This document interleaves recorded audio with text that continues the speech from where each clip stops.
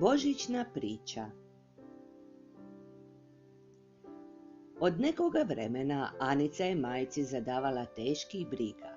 Učila je doduše i na poslu bila prilična, samo je postala nekako nezadovoljna, mrzovoljasta i sve mu je rado prigovarala. A to je počelo od kada su se doselili u njihovo susjedstvo Melankini roditelji. Djevojke su se sprijateljile i nije prošao dan da se ne bi polazile. Ako Anice jedan dan nije bilo kod Melanke, dotrčela bi ova da pita što ne dolazi, pa je odvela k sebi kući. Melanka je imala svoju sobu sasvim za sebe samu.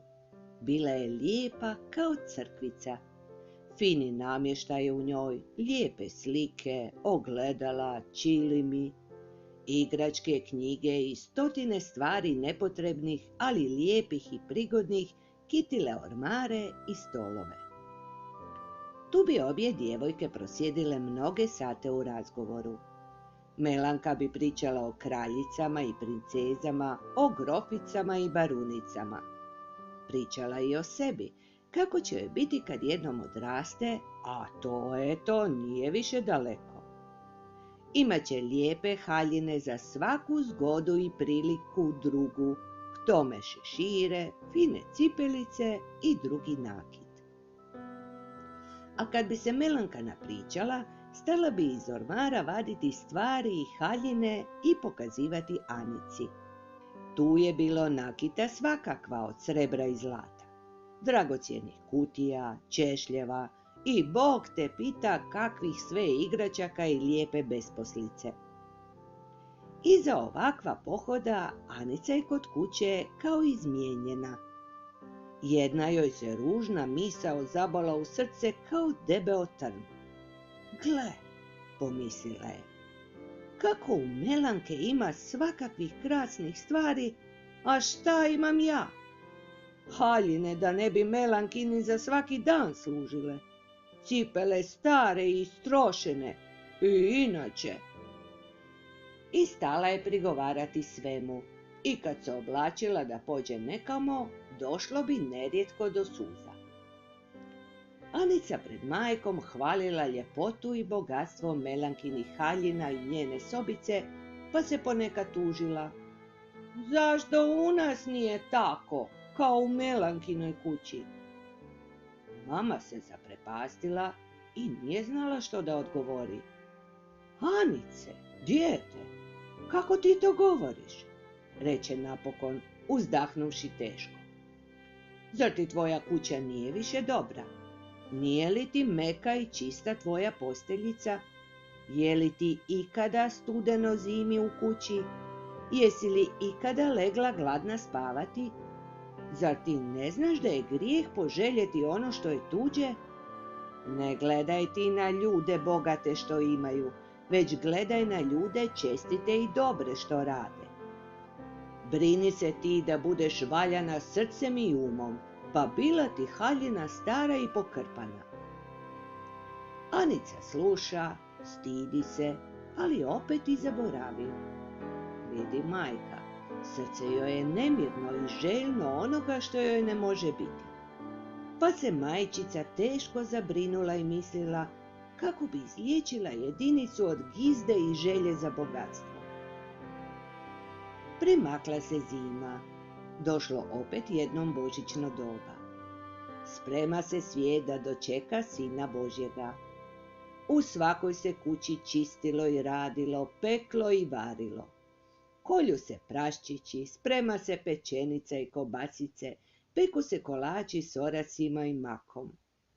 Djeca pričaju što će donijeti Božić i nekako se udobrila i smirila, ali su opet svakome na putu. Kućom prolazile mirisave struje peciva i jelove smole. Sve je puno očekivanja. 2 dana pred Badnjak mama zapovjedi Anici da se obuče. Poći će s njom u Donji grad.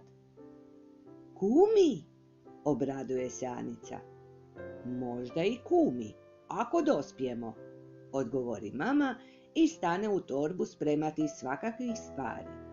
po glavice šećera, kave, vrećicu brašna, lončić masti, kolača, kobasicu i u papiriću motanu srebrnu forintu. Onda rekne Anici: Anice, ti si neki dan rekla da ti tvoja stara jelica više ne treba, ne bi li je meni poklonila? A šta će ti, moja lutka? Nasmije se Anica. Vidjet ćeš već, odgovori mati. Još mi ovamo spremi sve igračke što ih više ne trebaš. Donesi mi i onu kutiju s vojnicima, tamo s ormara. A zato se i ti mama sinoć još slijepila, smije se Anica, donoseći majci stvari na stol. To ti sigurno hoćeš kome da pokloniš. Šuti majka, oblači se, košaru uzme Kristina i tako pođu sve tri na pijacu gdje na sredini stoji golemi kip Svete Trojice i još 4 svetaca. Tu sjednu u omnibus pa se odvezu u Donji grad. Kola užasno truckaju po gradskoj kaldarmi, lomeći i poskakujući, a od štropota i zveke stakala na prozorima ne čuješ vlastite riječi. Anica, radoznala kamo se to mama s njom uputila, bila obukla svoju kabanicu, što je majka skrojila od svoje iznošene i ne progovorivši, kako bi to inače činila. Mislila je uvijek na Melankinu finu kabanicu od baršuna, krznom optočenu, spram koje je njezina izgledala kao sluškinja spram kneginje. Je li ti zima? Pitala je mama. Nije, mamice. Zašto pitaš? Tako, hoću da znam grije li te kabanica, odgovori mama. Anica porumeni. Pogodila je što je mama mislila, pa se postidjela. U Donjem gradu iziđu na trgu iz omnibusa i upute se kroz mnoge ulice uzduž i poprijeko po varoši. Vjetar je puhao jako i zima je ljudski stegla. Stignu u kraj gdje Anica još nikada nije bila. Same su tu male trošne kućice, trskom pokrivene i niske kao u zemlju propale. Vidi se da tu stanuje sirotinja, a izvala se Gladna ulica. Najposlije stanu pred najlošijom kućicom, koja je bila teško lomna, da bi mislio sad nas srušit će se. Mama uze košaru od Kristine i uđe s Anicom u kuću, pošto Kristinu pošalje mlinaru po brašno. Kroz prokapljivi trijem stupe u mračljivu, hladnu i gotovo praznu kuhinju i pokucaju na vrata. Ozove se glas: Pomoz Bog! U maloj sobici 2 sitna prozorka jedva su dosta propuštala svjetla da se moglo razabrati što ima u njoj. 3 male dječice, slabo odjevene, bosonoge, sjedilo na golom zemljanom podu oko zdjele u kojoj se gubilo nekoliko gomoljika krumpira.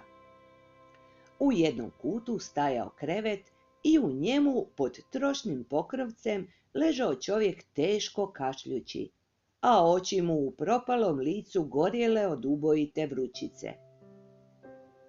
Na klupi kraj jednoga prozorka sjedila mršava blijeda žena i krpala dječju haljinicu. Još je tu bio mali štednjak od gvožđa i nešto suđa, ali štednjak je bio hladan, a suđe prazno. Kad žena ugleda došljake, digne se kao preplašena, priđe maminoj ruci da je poljubi i zausti smeteno: O, zar ste to vi, moja gospođo? Kako vas dugo nisam vidjela? To si ti sama kriva. Što ne dolaziš? Prekori mama. Istom neki dan čula sam da ste se ovamo vratili i to već prije podulje vremena, a ti ni blizu. O, moja gospođo, mislila sam ja na vas koliko puta, ali kako ću od kuće? Bolestan mi muž, bolesna djeca, sve otišlo naopako, nema zaslužbe. Što smo imali, to smo potrošili na lijekove i liječnika i stvari sam morala porasprodavati da se barem kruhom nahranimo. Najposlije je i toga nestalo. I sad smo sa svim na kraju. O moj Bože, što smo dočekali? I tu žena udari u plać, a za njom počela i djeca vriskati. Kuća pusta i hladna, djeca gladna, tako ćemo dočekati Božić. Iz kuta gdje je stajao krevet, čulo se uzdisanje i silan kašalj procijepao nezdravi i zapareni zrak u sobi. Bože moj, nisam znala da je tako zlo, šaptala mama potresena i brže bolje stala vaditi stvari iz košare govoreći. Da si mi barem prije po kome poručila, našlo bi se možda kakve takve pomoći. Istom jučer mi je kazala mljekarica da ste se vratili. Bilo me stid da vam se javim, jecala žena. Zar da prosim? Uvijek sam još dosad rukama svojim pošteno stjecala svoj kruh, dok nije navalila bijeda na nas, kao krvni dušmani. Muž bolestan, ja bolesna, 2 djece mi umrlo, kamo se god okrenem nevolja i bijeda nas prati. Kamo sreće da sam vas poslušala kad ste me savjetovali da se ne dižemo odavle. Pusti, to je prošlo, prekine joj mama riječ. Sad treba da se pomogne, koliko se bude dalo.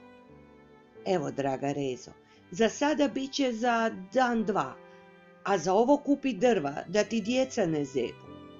Ovih dana spremit ću opet štogod, pa i za poslije poskrbit ćemo se. I s tim mama ženi u ruku utisne novac, pa namigne Anici da djeci razdijeli igračke.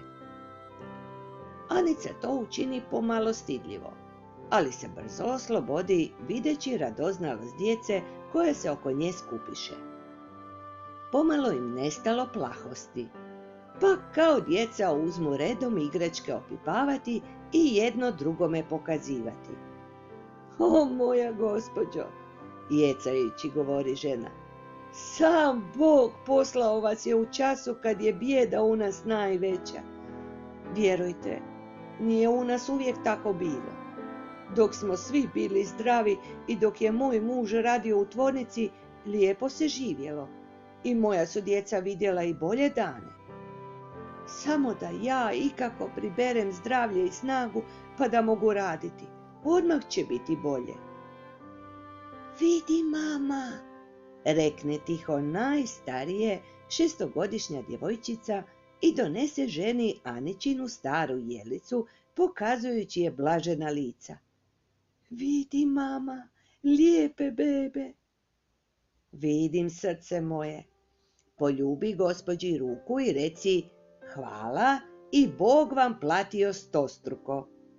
Otac nebeski mora vas blagosliviti i vašega gospodina i djecu vašu. A zar je ovo čak Anica već? Okrene, pogledavši bolje u Anicu. Koliko je narasla i kako je zdrava kao jabuka, Bog vam je poživio. I pogladi Anicu po ramenu. Kad se Anica s mamom opet nađe na ulici, vani se počeo hvatati prvi suton, a snijeg prhao lagano i gusto. Prvi snijeg došao je tiho i gotovo neopazice, samo što mu je pute pripravio ljuti vjetar od malo prije. Putem Anica iza podaljega hoda iznenada zapita mamu. Je li mama, što je nama Reza? Reza? Naš bližnji nevoljan čovjek i potreba naše pomoći, odgovori mati. A nekad je bila tvoja dadilja, nosala te, hranila i dvorila i mnogu noć nad tobom probdjela. To ne smiješ zaboraviti. Onda se udala i otišla s mužem nekamo u Rumunjsku i nismo više ništa o njoj čuli do neki dan. Vratila se u velikoj bijedi, kako si vidjela, i na nama je da pomognemo koliko se bude dalo. Valja će pretražiti kuću pa da skupimo haljina i obuće za nju i djecu, a naći će se i brašna i krumpira. Ne valja da se mi siti najedemo kad drugi gladuju. Anica osta zamišljena i u srcu joj se nešto čudno preokrenulo. Snježne pahuljice igrale se i vrtjele oko nje i za malo sve stvari pokrile. Vidi, mamice, prave pravcate zvijezdice, klikne odjednom i ispruži rukav spram majke. Vidi kako su se skupile u čitave gomilice, a što ih je lijepo gledati. Zvijezdice stale sve gušće padati. Kad stigoše u drvored, a to oko njih ispram Drave ništa do gusta zida razigranih sitnih i krupnih snježnih pahuljica. Sve je bilo obučeno u bijelu mekanu košuljicu, svako drvo, svaka grana i grančica povijena u mekanu pamučnu koprenu. A što je divno, klicala Anica i hvatala se od dragosti mami ispod ruke. Ja tako volim snijeg, sve je tako čisto i tiho, nekako pobožan se čini čitav svijet. Zacijelo je lijepo gledati za onoga koga kod kuće čeka topla peć, odvrati mama. Na to Anica ponovno zašuti.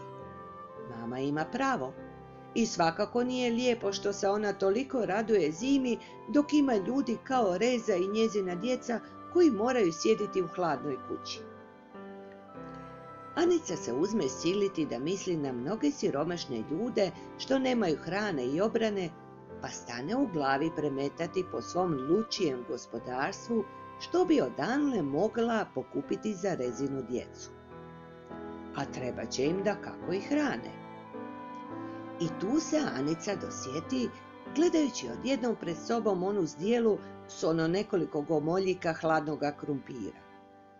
Mama, ti nama u 10 sati nemoj više davati kruh s maslom, nego ćemo to uštedjeti i pokloniti Rezinoj djeci. Mama šuti. Ništa ne odgovori, samo jače stisne kćerinu ruku pod svojim pazuhom. Čutjela je da joj se jedinica danas sretno zaputila stazom po kojoj ju je htjela provesti u život. Tako mati i kći stigoše kući gdje je već gorjela svijeća, a u peći vesela vatra. Za okruglim stolom sjedio tata sa Čirom i Dragošem i crtao im na papiru svakakve slike. Anici je tako voljko na srcu kako već odavno nije bilo. Sretno pritrči tati, hvala Bogu, on je živ i zdrav, pa ga veselo poljubio u bradati obraz da se on čisto začudio, jer se njegova jedinica obično plašila brade i brkova tatinih. Pogladi je po rumenom obrazu i reče, no, gdje ste bile? Što ste radile? Anica ispriča redom sve. Tata ozbiljno slušao, slušala i djeca. A kad Anica završi i spomene da se ona od sad odriče drugoga doručka u 10 sati, da se mogne dati Rezinoj djeci, javi se prvi Dragoš. I ja neću više kruha s maslom u 10 sati. A za njim pristane iza kratke stanke i Čiro, govoreći, može se mjesto kruha i jabuka jesti. Osvanuo Badnjak, kao svake godine teško dočekan. Sve radosti božićne večeri obasule djecu. Bor sa šarenim lančićima od papira, pozlačenim jabukama i orasima, sa blistavim svjećicama i slatkim nakitom svake ruke, zvijezdicama, srcima i drugim. Pod borom jaslice sa svetom obitelji, pastirima i mudracima s istoka, obasuo ih slatki čar tajanstvene noći i napunio im srca potresnom slutnjom o onom što je vječno i božansko. Prvi dan Božića pozvala Melanka Anicu popodne k sebi na južinu. Već odmah poslije ručka došla je po prijateljicu.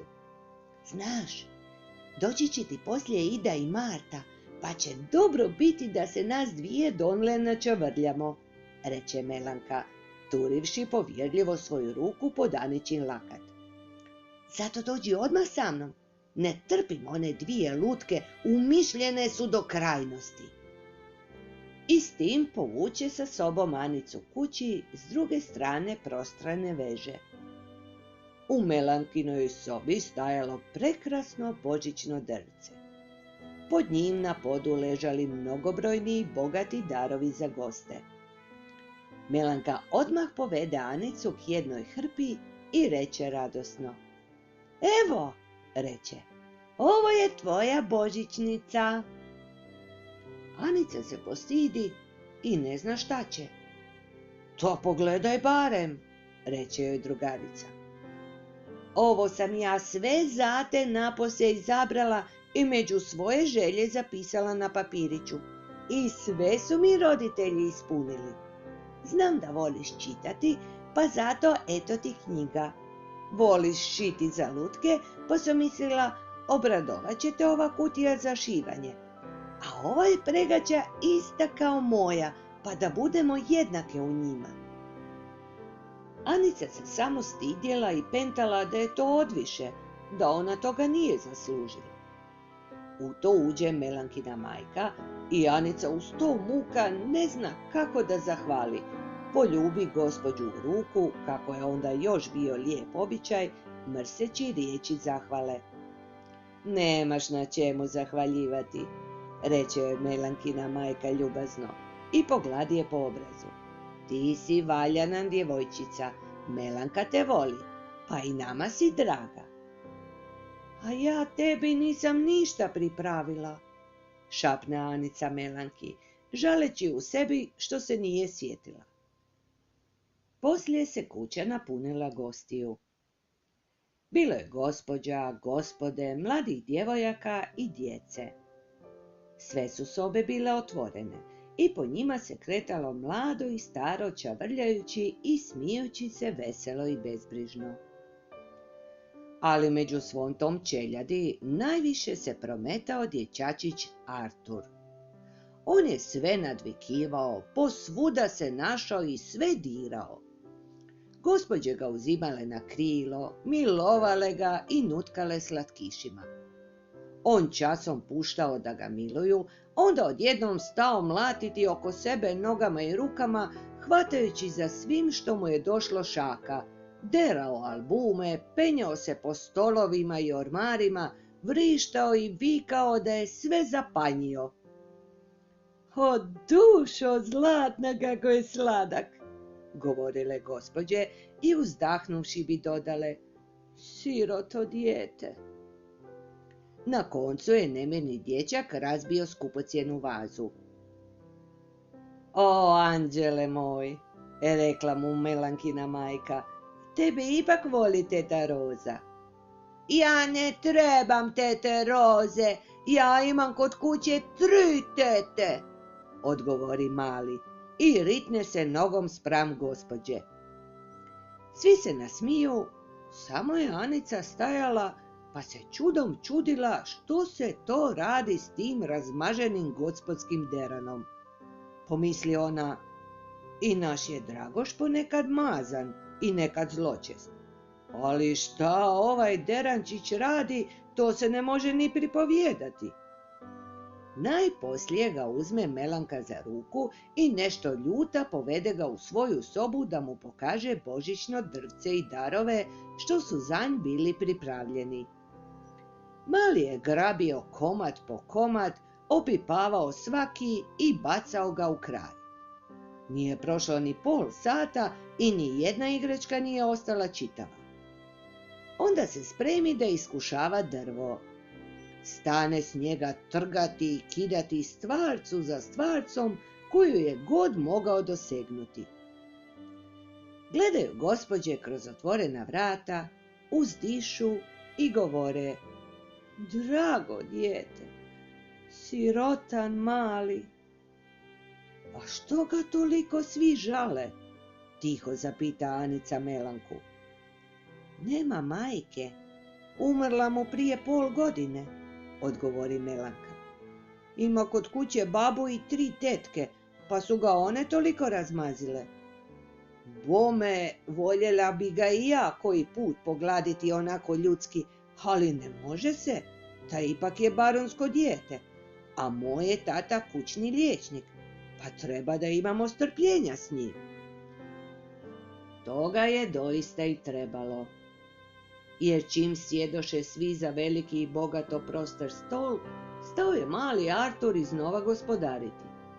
Posezao je za svakim jelom, vadio kolače i bacao ih po podu, prolio čokoladu jednoj gospođi po novoj haljini, čak je kušao nogama stati i na stol. Iza južine uzme Melanka Anicu pod ruku i odvede je van. Meni se već sve vrti u glavi od tolikog svijeta i tolike galame, reče. Hajdemo malo dolje, pokazat ću ti psetance što sam ga dobila jučer od bake. Zatvorila sam ga u komoru, jer neću da ga Artur vidi, zadavio bi ga za cijelo. Kad izađoše u predsoblje, tu je stajao kraj vrata dječačić od 7-8 godina. Biće da je istom došao izvanka, jer je bio sav pomodrio od zime. Na njemu je bio lak, trošan haljetak, na nogama je imao izgažene i poderane cipele, a u rukama vrtio izlizanu i prokapljivu kapu. Naslonio se uza zid, pa stidljivo i plašljivo gledao u Melanku. Što ćeš ti tu, Mio? Začudi se Melanka.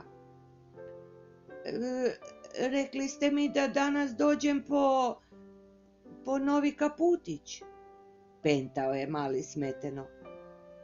O Bože moj, to smo mi na tebe sasvim zaboravili, odgovori Melanka nestrpljivo, pa se neodlučno ustavi nasred predsoblja. Što ćemo samo sada? U to iziđe Melankina majka. Mama, reče Melanka, evo došao dječačić, znaš, o kojemu sam ti pred Božić jednom govorila, da mu kupimo kaputić za zimu. A mi sasvim zaboravili na to. Gospođa pogleda brzo i rastreseno u mališana. Eto, i to ti je jedan od tvojih nepromišljenih poslova. Padne ti samo štogod na pamet, pa obećaš prvoj fukari što je sretneš na cesti ne znam šta. A baš danas gdje nam je kuća puna gostiju. Zašto se mali nije prijavio kod gospojinog društva? Bio bi sigurno dobio koji komad od jela kad se ono u nedjelju dijelilo u gradskoj kući. Fanika! Vikne tada gospođa sobarici. Dajte ovome dječaku komad kolača pa neka odlazi. Na to gospođa opet uđe u sobu. Mali se za njezinih riječi još više skupio i stisnuo plahu uza zid, prestrašeno gledao, a oko pomodirlih usana lutao mu smeten i plašljiv smiješak. Kako je to dosadno, prihvati Melanka i nekako nestrpljivo uzvrti glavom unatrag. Kako je to dosadno što sam zaboravila. Bila sam ga pred 2 tjedna srela. Bila je zima, a on sirotan šuljao se uza zid i tako mi ga je bilo smiješno i žao gledati kako se zgurio u svojoj kratkoj i tijesnoj haljini. Tako sam mu onda i rekla neka dođe. Ali što me to opet zovu? Molim te, pričekaj me, Anice, dok vidim što me ištu. Na to Melanka odleti u sobu. Fanika, sobarica, turne mališu komad kolača u ruku i reče. Evo ti na, pa sad odlazi da ovdje ne smetaš. Mali se postiđeno nasmiješio, natisnuo kapu na kudravu kosu i uvlačići glavu među ramena okrenuo se polako k vratima, pa se odvukao tiho i smeteno šapćući. Hvala vam i ljubim ruke. Anica ostaje jedan čas kao prikovana na svome mjestu. Za riječi Melankinih i njezine majke protrnula joj duša. i čisto je bi kao da su se nje ticale. A kad je ugledala dječakovo lice, onako bolno nasmijano, splašeno postiđeno, pa kako se strpljivo i poslušno okrenuo da opet izađe na zimu i buru u svojoj trošnoj haljinici, budne Anici kao da ju je netko gurnuo da poleti za njim. Tako se ona ni 5 ni 6 nađe na stubama, pa se otisne za dječačićem. U duši njenoj stajala slika bijednog djeteta bez oca i matere, koje živi od milosti nemilosnih ljudi, bez ruha i kruha, bez radosti i milovanja, a ono krotko i šuteći podnosi svu krutost nesmiljena života. A tamo u sobi raskošnoj i toploj oko onog razmaženog sina bogata oca sve se natjecalo koje će mu više ugađati i maženjem ga kvariti.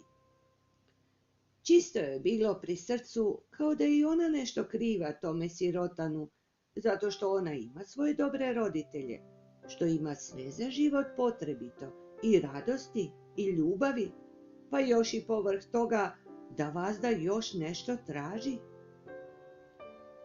U polutamnoj veži nađe maloga gdje se šuljak izlazu. Kolač je zamotao u maramicu. Nije ga ni načao. Hajde Mio sa mnom, reče uzevši ga za ruku. Povuče ga za sobom na drugi kraj veže. Ja tebe poznam. Anica se prisjetila da je Mio bio đak njezina oca i da ga je prije viđala kad bi dolazio u školu.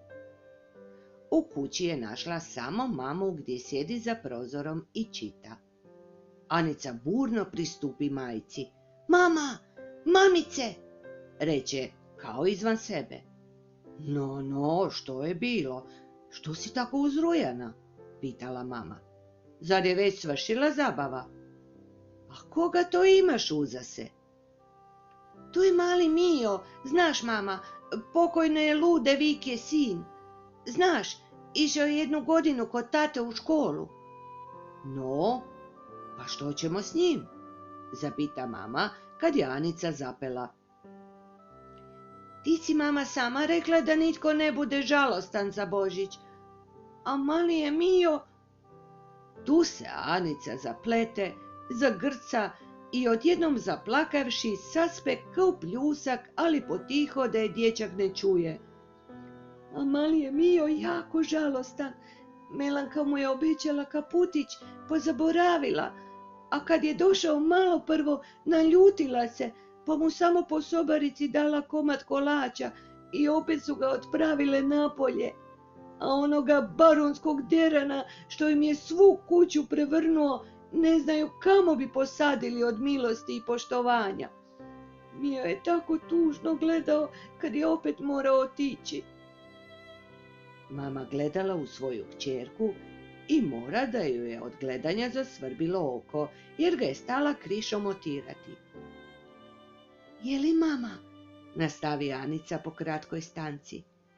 Daj mu Dragošev stari kaput i onu šubaricu. Molim, mamice, je li da ćeš mu dati? Zar si zaboravila da smo te stvari namijenili Rezinoj djeci? Anica stoji smetena, ali se dosjeti. Pa njezin je mali još premalen za kaputić, pa ne ide još ni u školu. Njemu ne treba tako nužno kao mi. Mati uzdahne. Ne zna je li od brige ili od dragosti. U to zaore na trijemu dječji glasovi. To se vratila Kristina s dječacima s večernjice, a malo za njima evo i tate. Svi navale u sobu. Eto, sad može Mio odmah tu ostati da se igra s Čirom i Dragošem. Je li, mama? Daćemo i njemu da popije čašu kave. Mati šuti, samo kima glavom. Na to odleti Anica u kuhinju, pa se stane s Kristinom važno dogovarati. Dragoš međutim pograbio Mio za ruku i odvukao ga svojim igračkama. Anica brzo prostorila stol za južinu i za kratak čas sva se porodica našla pri toploj kavi po plodašnici.